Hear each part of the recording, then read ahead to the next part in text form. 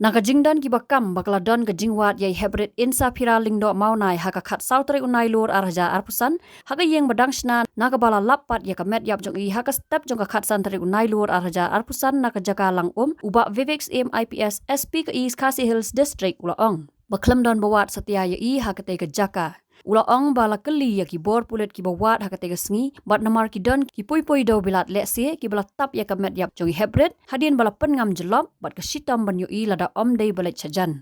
Well, ask people whether they have visited that place and all that, and nobody has visited that place. One thing is also we have in fact asked the police party, why have you missed out that place? It's because that place was covered, it had a lot of cement sediments, and when the body actually had submerged out there, the sediments had covered the body. If you had seen the body, you cannot make out unless you really go close by. It was only that this laborer who found out, but nobody actually had gone there to see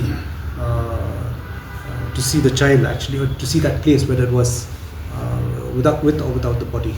So it's actually, it is all in all likelihood that the the child died there only.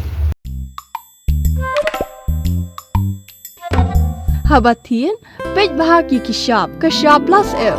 Ka plus F? Hakabam bangibam dunaki eki bataya kamet. Namar kata habathiru atau kau kamlu ka umpnyang kadut pej ya kishab plus F haka jingsom. Yaki nutrient kumki vitamin bat ka ayan la aikan diat bat ka bathau bha kam kta ika dur jingki marbam ka jingmat lani ka rukom shed yaki. Balehi banai kita. Kadon ka we ka jing mentoy ba kongsan. Ka kot ka kia. Ka nutrition bakam bhak ka jing im bakam bha pendon kam daki mar ba modon ka sharp plus F menta kasni Lawan Ra Shapi Lingba ko office jong commissionerate of food safety Meghalaya.